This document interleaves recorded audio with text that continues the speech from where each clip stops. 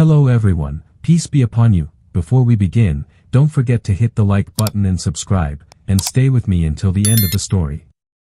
Also, leave a comment telling me which city and country you're watching from. I'd love to see how far my story has reached.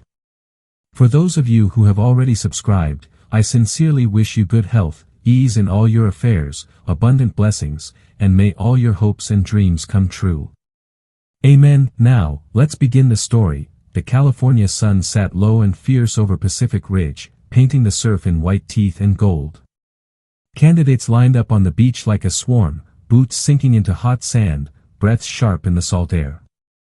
Jenna stood among them, lean, athletic, shoulders tight with that private fire she kept to herself. She didn't talk much, she didn't need to. Her eyes did the talking, steady, small storms behind blue irises. Around her, men who'd fought and failed before watched, curious or skeptical. The instructors moved like weather, one moment quiet, the next they were a storm of orders. Chief Marcus Reddington walked the line with the look of a man who'd seen too many quit and too few finish. He was the one who set the rules so strict they felt final, who reminded everyone that the ocean didn't care about stories or excuses. Today the course would push them until someone broke. Jenna tightened her grip on the harness strap and let the memory of her brother settle in the back of her throat. His flag hung in her locker, she'd trained with that flag in mind. It wasn't for medals. It was for a promise. They started with the wall, then the dummy drags, then the crawl under wire that cut sand into skin. Jenna moved like she had rehearsed pain. She scaled the wall with the kind of economy that comes from muscle memory and discipline. Halfway through the dummy drag, a gust shoved sand into her eyes, her foot slipped. The dummy twisted.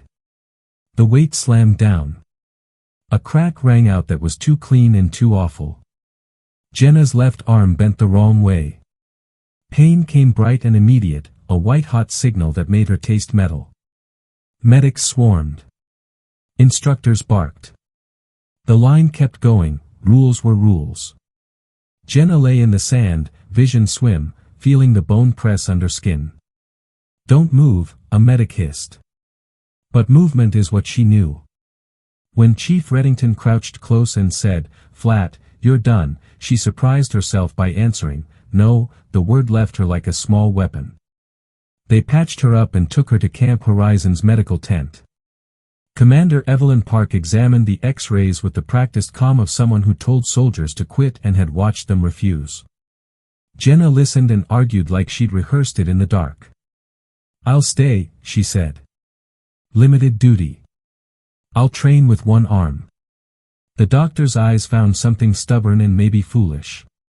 She sighed, wrote a limited duty note, and warned Jenna of consequences. Jenna heard the warning and filed it in the same place she kept the promise to her brother. Back in the barracks, night pressed against the windows. Jenna sat on the floor, cast on her left arm, and pushed herself into one-arm push-ups until the palms of her hands shook. Men who used to smirk watched, and something shifted in the yard. Respect wasn't immediate. It arrived slow, like a tide. Chief Reddington found her there, collapsed and breathing hard on the floor. He didn't say much. He offered a single test: show up at dawn, finish the modified course, and maybe, just maybe, earn the right to stay. Jenna closed her eyes, thought of the ocean, thought of the flag in her locker, and stood. The first day had taken the arm, it hadn't taken the will. Out on Pacific Ridge, where waves argue with rocks and the sun doesn't apologize, a decision was forming, one that would change how the rest of the training saw her, and how she saw herself. Dawn came faster than she wanted, the beach smelled of salt and diesel and other people's tiredness. Jenna moved with that stubborn economy she'd learned from hours in pools and late-night drills, sling pressed to her chest, the cast heavy and somehow small at the same time. Chief Reddington met her at the edge of the course, eyes flat like a judge who'd already read the charge but wanted to see the defendant defend herself anyway. "You on time?" he asked. Jenna nodded. "Always." The modified course was a joke to most, 8 minutes, one arm, no team assistance. The whistle felt like a verdict. She launched into the rope climb, legs wrapped tight, right arm hauling, teeth clenched until the rope burned her palms. Every pull was a compromise between speed and survival. Halfway up, her grip slipped, she slammed back against the rope and felt the world tilt. A voice in her head said quit. All kinds of adrenaline and memory pushed back. She pulled, counted breath, found the top. 2 minutes gone. Down the wire crawl, sand cut her skin. She dragged the dummy like the ocean had become friction and the dummy a memory she refused to leave behind. An instructor shouted, "Move, Marsh." She moved. The final dummy drag was the same one that had broken her arm, the heavy, stupid thing that taught her where pain lived. For a second she froze at its weight and the memory of the crack. Then she remembered why she started. She slammed her shoulder into the harness, dug heels into sand, and pulled. She crossed the finish line with sand in her teeth and the timer flashing 8 minutes and 12 seconds. Chief nodded once, the motion small but honest. "You finished," he said. "You're not out." The phrase sounded both like mercy and a trap. Word spread in the barracks faster than ration lines. Some mocked, some watched with thin, reluctant respect. Tyler, Ty, to his friends, threw her a look of surprise, then an awkward half-smile. Luis hovered nearby, eyes big as if he'd seen a ghost do push-ups. Chief kept his distance after the test, but Jenna saw him watching her in the metal reflection of the mess hall, the same way he'd watch trouble, not to stop it, but to learn how it moved. But approval wasn't the worst of it. The Navy was a machine that didn't like exceptions. Commander Dr. Evelyn Park had written the limited duty note, but the brass had to sign off, and the brass liked paperwork and predictability. Captain Hale called Jenna into a tent 3 days later, a clipboard between his hands and a seriousness that felt like a weather system. "There's pressure from higher," he said. "This isn't about you being brave, Marsh. It's about risk and unit cohesion." Jenna heard the words and felt the room shrink. "I can adapt," she said. "I've done the work." Hale looked at the cast, at her face, then up. "You know what I see," he said. "You keep pushing and you'll either break the arm for good or break the whole unit's confidence. Both get people hurt." That night, pain came with a different rhythm. It wasn't the bright, flaring crack of when the bone first broke, it was a slow, grinding insistence that threaded down her shoulder into her hand. Sleep was a rumor. She paced the small square of her bunk and thought of the only person she'd promised not to let down, her brother. When she imagined him, he looked less like a soldier and more like the younger kid who dared her to race in open water. She'd kept that dare, even after the break. The next week escalated into smaller tests meant to measure whether her presence leveled the field or tilted it dangerously. Combat drills exposed gaps, her second shot speed lagged, transitions felt clumsy, and at night her hand would tremble so badly she couldn't steady a magazine. She hated to show weakness, that's why she began to train in secret after lights out, relearning grips, adapting reloads, teaching her body new routes around a missing limb. The solitude was both a mercy and a sentence. No one saw the hands she used to cradle a rifle with steady patience. They saw a woman who'd already proven something and now teetered at the edge of either legend or cautionary tale. Then came a moment that would widen the fissure. During a live-fire drill, a trainee misfired near Jenna. Instinct pushed her forward to shield the younger man. She took shrapnel across the shoulder of her cast and went down on reflex. Pain spiked and the room erupted. The medic shouted, instructors swarmed, the brass hovered. Chief Reddington's face was blank as if someone had flipped a switch and all the empathy drained out. Captain Hale's voice cut through, low but steady, "Enough. This is the final warning. One more incident and you're out." Jenna tasted iron and stubbornness and understood that the gulf between proof and liability was thinner than she'd wanted to believe. As she lay in the med bay that night, bandages warm against her skin, she thought about choices. The choice had never been between quitting and staying. It had been whether she would let one broken bone decide the shape of her life. The decision that had formed on the beach had sharpened into something raw. She would not let the system define her value. But systems have rules, and rules have teeth. Tomorrow would test whether her will could change a rulebook. The morning arrived with a hard, unflinching light that made every bruise and sand scar look like a map of choices she'd already made. Jenna woke before the alarm, fingers restless, heart tight in that familiar way that meant readiness and fear braided together. She wrapped the sling tighter and stepped out into the chill, the beach quiet except for the sea talking to itself. Training that day wasn't just about physical tests, it was a sequence designed to reveal failure modes, what breaks first when a person is pushed beyond the usual limits. Chief Reddington had said nothing the night before, but she felt his attention like gravity. The series began with endurance, long-distance swim in rough water with a weighted pack, then straight into timed underwater holds, then sprint carries across gravel. Jenna kicked like a metronome, legs burning, breath a cadence she forced slow and steady. Waves thudded her chest, the pack beat against her calves like a reminder. She passed the swim, though exhaustion scraped at her. The medics watched, not yet intervening, because watching was part of their testing, to see who keeps moving and who becomes a liability. Next were tactical drills, breach and clear, coordinated maneuvers, short bursts of suppressed fire, and rapid transitions. In the tight rooms, movement had to be second nature. Jenna's reloading technique, adapted in secret nights, worked well in silence drills. Her body had learned new patterns that compensated for what it had lost. But adaptation has an edge, some transitions took longer, and in teamwork, time equals exposure. Her squad moved in a sculpted rhythm, but the instructors logged micro-delays, fractions of seconds that added up. Captain Hale walked the perimeter with a clipboard, jaw set like a hinge. He recorded, not yet condemning, but notes build narratives. Between drills, the social pressure tightened. Some candidates, who the week before had laughed at her, now tilted their heads as if trying to solve a puzzle. Others avoided eye contact, unsure whether to see her as an asset or a risk. Tyler started to come by with a water bottle and a grunt that read as solidarity. Louise bumped her shoulder with a shy grin, eager for technique tips. Small alliances formed around her like flotsam around an unexpected rock.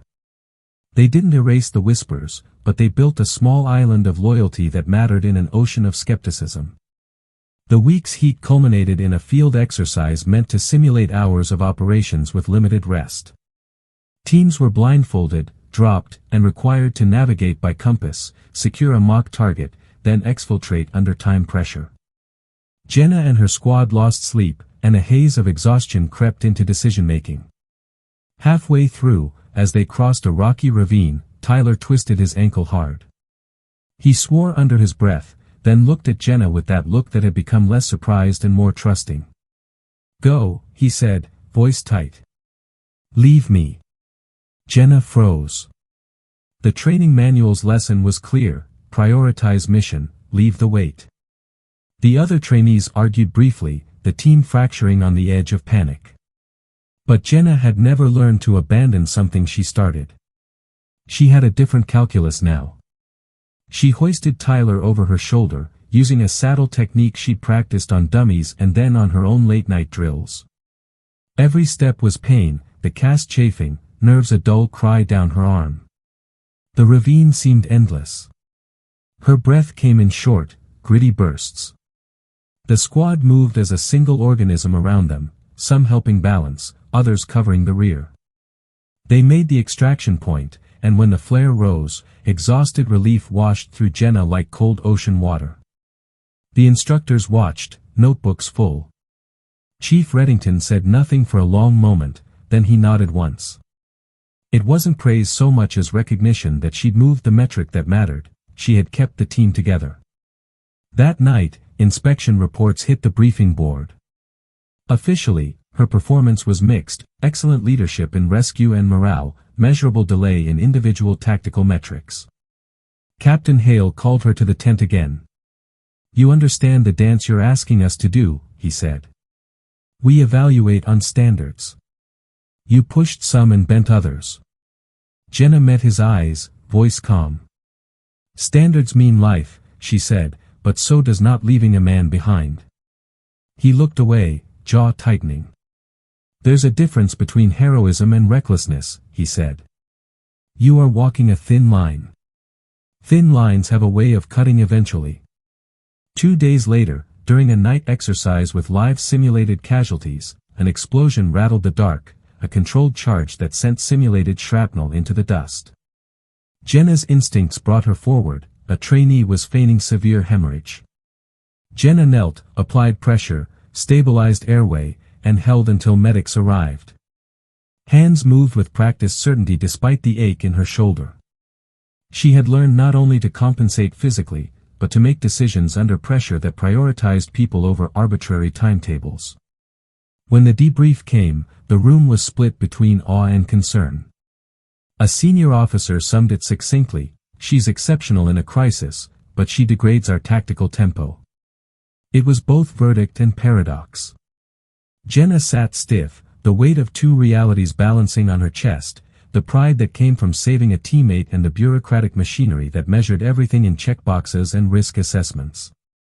By the end of the week, she had proven the truth she always suspected: adaptability could rewrite roles, but it could not erase the teeth of a system built to minimize variables.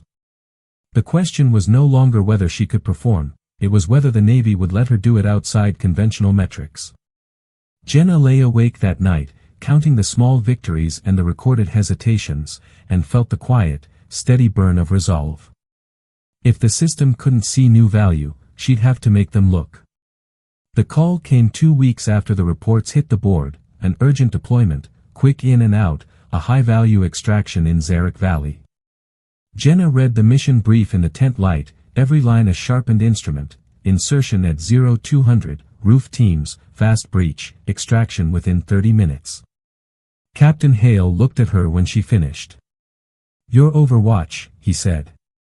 "Eyes on the ridge. We move fast. No heroics." Jenna swallowed and nodded. No heroics had never been her language. They inserted under a moon that hid behind ragged clouds. Dust swallowed the landing and the team spread like practiced shadows across the ridge. Jenna found her perch with practiced calm, rifle set, scope chilled under her breath. The valley below was a scatter of low compounds and narrow lanes, places with sudden corners and earlier ambushes. She watched her squad move into position: Tyler at point, Vance on the breach team, Luis on comms. The clock moved with a brutal, impartial tick. Breaching went loud and immediate in the dark. Flash and command fused, shouts echoed. The compound rode up in their feed as a fractured map of rooms and steel. Jenna tracked silhouettes crossing courtyards, heard the muffled scuffle of breaking doors. Then a single, sharp report: a rifle from a rooftop, blind and aiming for motion. It hit Crow, their point man, in the shoulder. He dropped and rolled into cover. The world which had been a carefully drawn plan snapped into raw decision. "Contact, north roof," Jenna whispered. Her scope found a shape moving along the tile, a guy with a long shadow and quicker hands. She lined up the shot and squeezed. The bullet took him mid-step, he went down. 2 seconds later, another shadow, this one low and fast, slid behind a low wall and raised a weapon.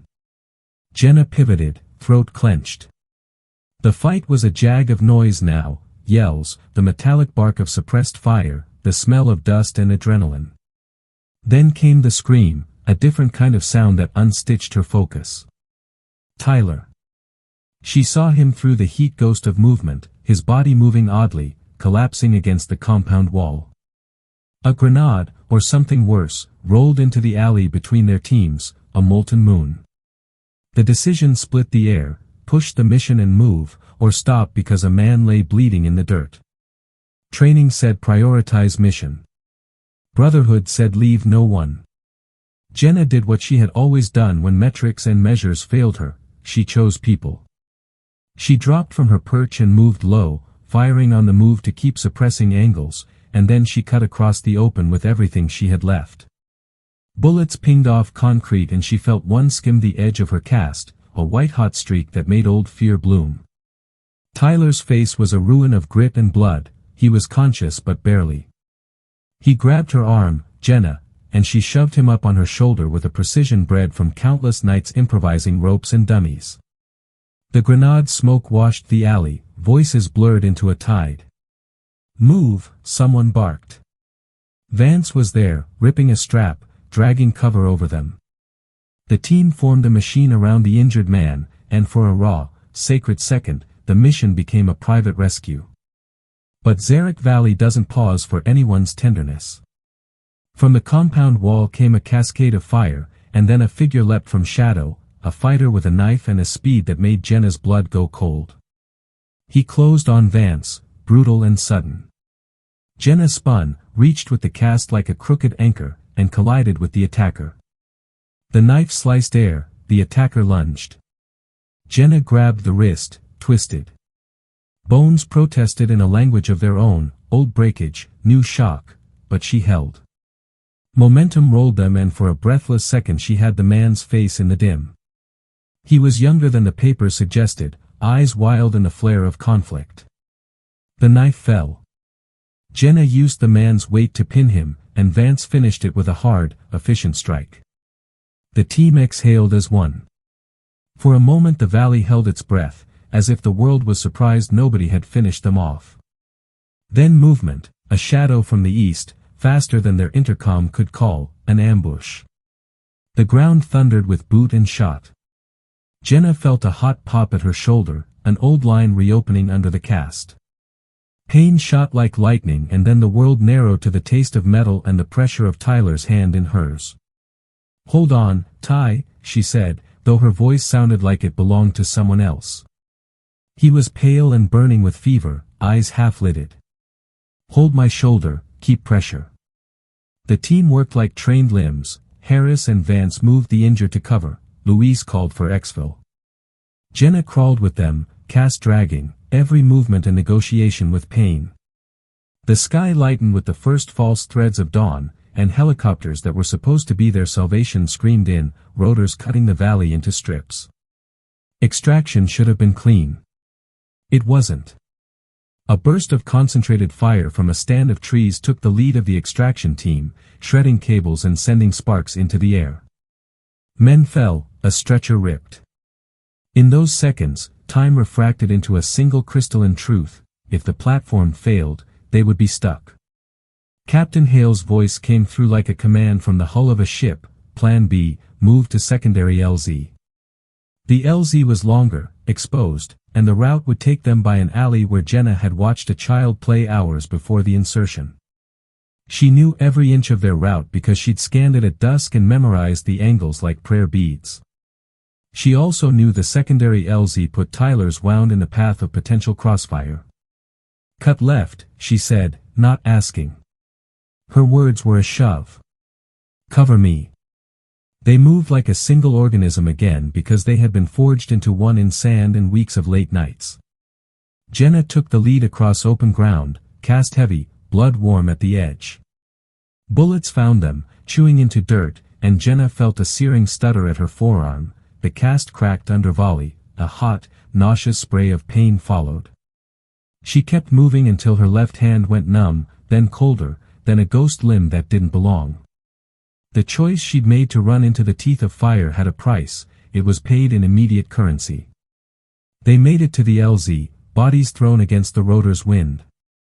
Medics loaded the wounded even as enemy fire tried to rewrite the outcome. Jenna handed Tyler over with hands that trembled and then vomited pain into her mouth. Someone shouted her name: Captain Hale. The Admiral later would call it reckless. The reporters would call it heroic. In those seconds, none of that mattered. Tyler coughed, squeezed her fingers twice like punctuation, and then a medic put an oxygen mask on his face and the helicopter took them away. When the dust settled, Jenna sat on the bunker lip, chest heaving, left arm a useless, throbbing ghost. Chief Reddington sat beside her, not saying anything for a long time. Finally he said, "You changed the metric tonight." It wasn't praise in the way medals shine. It was a recognition of an equation rewritten in blood and sand. Captain Hale's report would be complicated, commendation mixed with reprimand. Jenna touched the cracked cast and realized that the climate had shifted. The line she'd been walking had not broken her, instead, it bent the rules around a simple fact: people matter more than boxes on a form. The cost had been near total, and she knew, in the quiet after rotors and smoke, that the decision she'd made in Zarak Valley would change everything: her standing, her arm, and the way the Navy would measure courage after the night they watched a woman fight and win with one good arm and a heart that wouldn't quit hung over everything that followed like a weather pattern: shifting headlines, whispered questions, and a report stack that didn't know quite which box to check. The official debrief was a ledger of contradictions: commendations for initiative, citations for saving lives, and a conservative, tone-polished admonition about operational risk. Captain Hale read it in a tent that smelled like diesel and old coffee and folded it into a language Jenna recognized: bureaucracy wrapped around bravery. He looked at her with the same hard, careful kindness he'd learned to show. "They want a narrative," he said. "We gave them a miracle and a liability in the same package." They flew to Camp Horizon under a sky that felt too bright, and Jenna found herself in the white hush of a medical bay where machines made polite noises and a nurse's voice tried to coax jokes out of thin air. Dr. Evelyn Park examined the X-rays with an economy of motion that made it clear she was more used to difficult choices than congratulations. The cast was broken in several places, nerves singing with new damage. The med team patched and planned, moving like craftsmen. Jenna let them work and thought about how the body kept its own ledger: scars, stiffness, the quiet limitations that nobody wrote into reports. Word of the mission leaked faster than protocol should have allowed. Social feeds spun clips into soundbites: one-armed Overwatch saves team, and strangers sent messages that carried the weight of small prayers from cities Jenna couldn't locate on a map. For a while the noise felt like a bomb. Then the brass arranged a ceremony in San Diego, a ribbon-cutting framed with photographers and perfectly phrased speeches, and Jenna realized the world wanted a hero it could understand on a 2-minute loop. She stood on a stage in pressed uniforms and felt suddenly absurd. Captain Hale pinned something too bright against her chest and read lines that turned years into tidy clauses. People clapped. Cameras clicked. The motion felt both hollow and heavy. Back in the hospital, the quiet settled differently. Recovery hinged not on medals but on slow geometry, tendon retraining, nerve stimulation, hours of repeating the same small motion until her muscles remembered their names. Commander Park's face softened on good days, tight on the bad ones. "You saved lives," she said once, tapping the monitor with a pen. "Now save yours." Jenna understood the irony. Saving herself meant stepping away from the thing that taught her to move through fear. It also meant learning to live in a body that had been rewritten. Rehab was a new kind of training.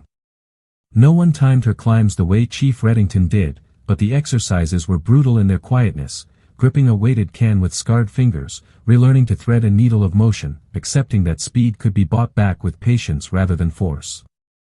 Tyler wrote letters from wherever he was convalescing, full of stupid jokes and a gratitude that sounded like a vow. Luis visited when he could, bringing news of recruits who'd watched the footage until their hands shook. The base began to change in small ways: instructors who'd scoffed now paused before dismissing strange tactics, trainees who'd mocked now lined up to learn one-armed reload drills in the yard.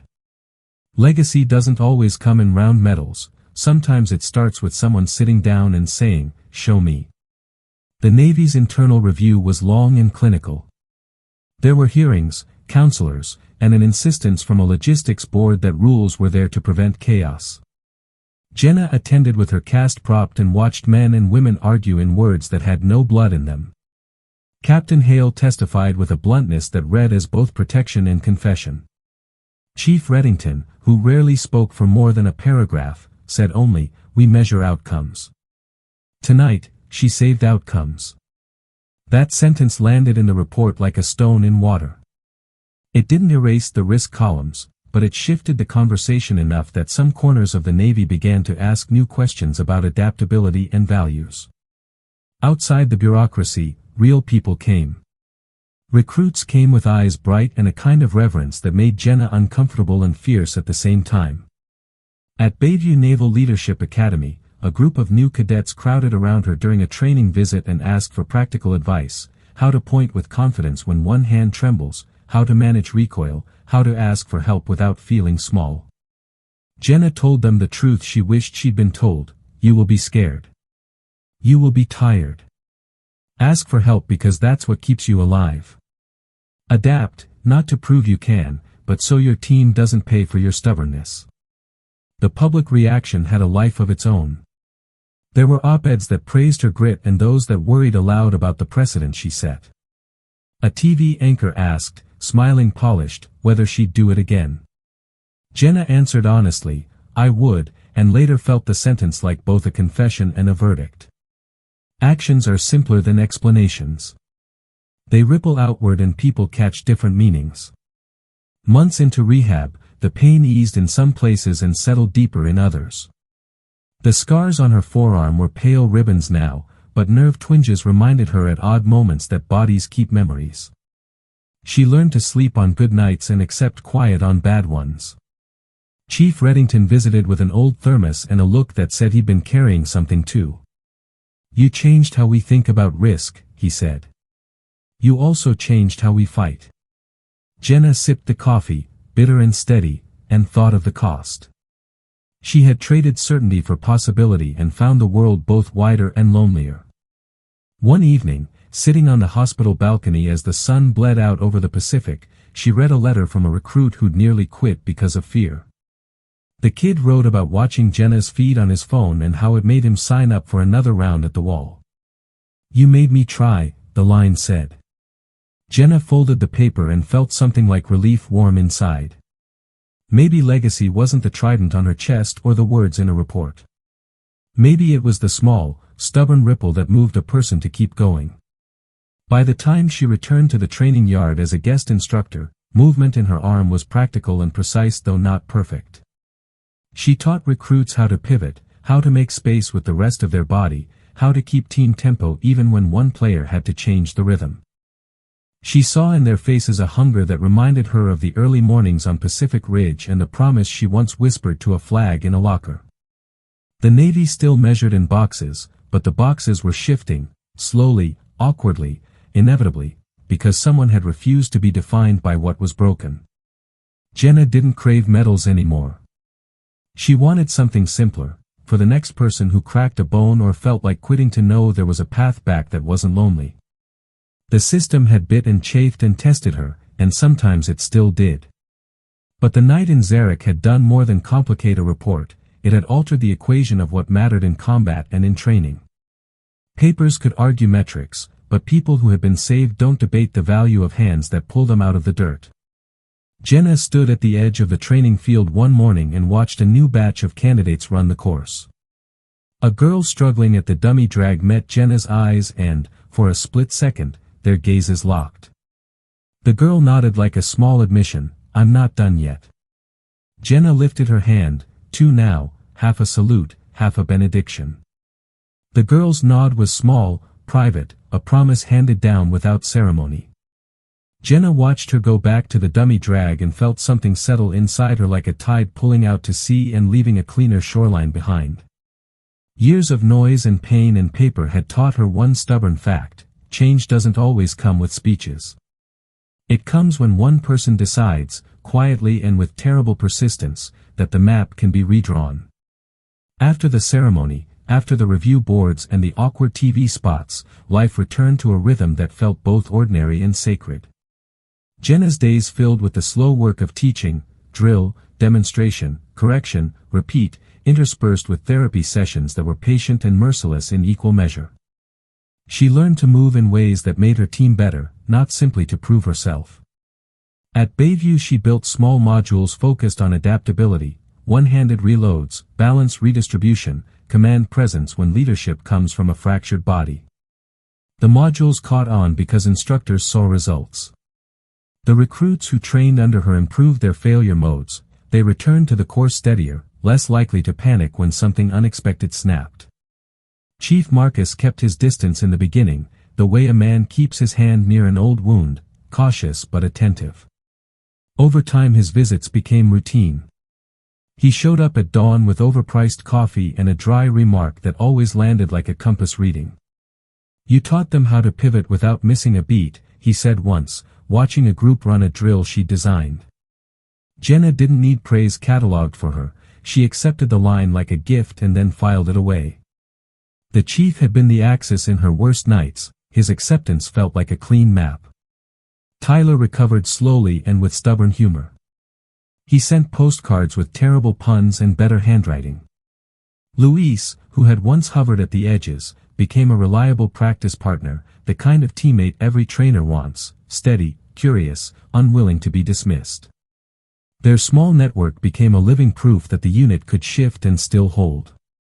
They ran scenarios where Jenna took injured roles and taught others how to lead around it, how to communicate position, cover, and timing so that a single weakness didn't become a mission-ending hole.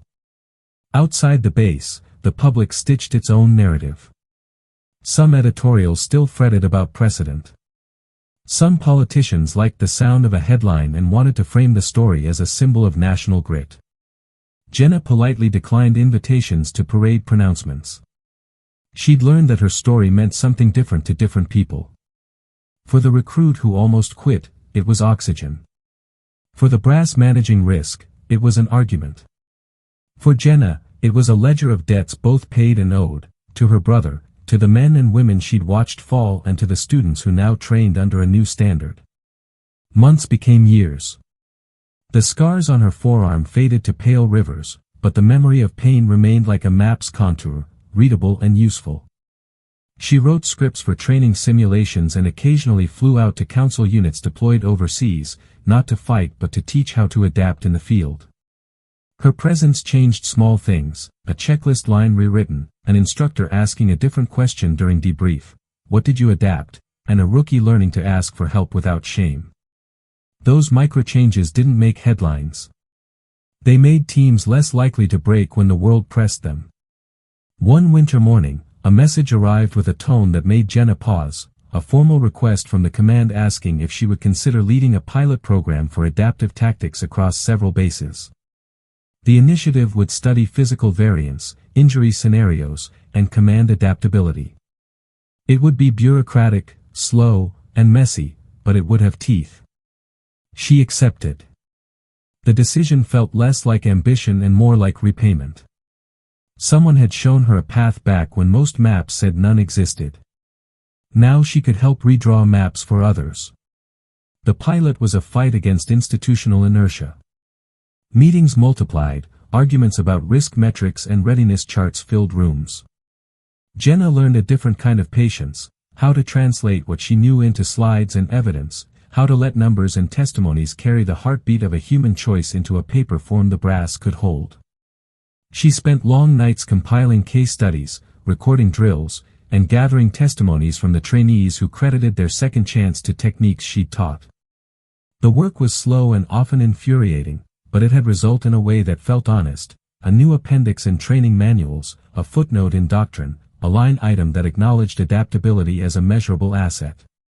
At the center of all that slow accumulation was a kind of quiet revolution. It wasn't dramatic. It didn't require parades. In the back stairwells of training halls and the quiet after drills, instructors began to ask different questions. How do you redistribute load when a teammate is down? How can command structure anticipate variable bodies? The questions themselves shifted outcomes. Jenna would find a group of young recruits practicing one-handed reloads by the obstacle wall and smile in a way that had nothing to do with ego and everything to do with relief. When retirement finally arrived, an odd, anticlimactic thing after decades of kinetic noise, she did not make a speech. She walked through the training field one last time, stopping at the places that had mattered, the rope, the dummy hill, the stretch of sand where she had first tasted the sound of bone. Chief Marcus met her by the surf with a thermos and the same dry remark. "You kept the promise." He clapped her shoulder, and for once his voice folded into something like warmth. She left active duty with a small, strange collection of things, a trident tucked into a box because she chose to keep it there, a ribbon or two, and a stack of letters from recruits who'd said simply, "I didn't quit." Her work shifted to mentoring full-time, consulting on programs, and writing, this time not as catharsis but as instruction. She taught that resilience wasn't a single act of defiance, it was a calculus of choices, a network of small refusals to let someone become a casualty of a rulebook when a human solution existed. Years later, on a quiet afternoon by the ocean she used to curse for its indifference, Jenna watched a group of recruits train, their movements rough and precise. A young woman, maybe 19, maybe 20, struggled at the dummy drag. Her face was the same mix of determination and fear Jenna had seen in herself. Jenna walked over, set a hand on the girl's shoulder for balance, and offered a technique that had saved men and women in the field. The girl looked up, nodded, and dug in. On the flight home that night, Jenna folded a letter into her pocket from a family in California, the parents of a kid who had joined because he'd seen her on a feed. "You gave him courage," the father had written. Jenna read the line twice, felt the small weight of it, and thought of her brother. For a long time she had trained to be better than the man who died. In the end, she had trained to make sure others could survive the hand the world dealt them. That, she realized, was the truest work. The Navy would continue to argue about metrics, the papers would cycle through their headlines. But beneath the politics and the protocols, something more useful had happened. When systems met stubborn people, systems learned. Jenna's arm was not a trophy, not entirely. It was a map of choices, a ledger of nights she refused to be finished. She had taught others how to keep moving when maps failed, and in doing so she left a trail that made it easier for the next person to find their way back from the edge. On a fogged morning years later, as a small group gathered to dedicate a training pavilion to adaptive tactics, the chief read a short line from a plaque, "For those who refuse to let limits define them." Jenna stood there, hand at her side, the scar on her forearm pale and recognizable. She looked out at the recruits practicing in the gray air, felt the sea's patient, indifferent him, and smiled. It wasn't victory in a headline sense, it was the quieter thing she had wanted all along, proof that will could change outcomes, that persistence could rewrite rules, and that when someone chooses people over forms, the world subtly bends to make room.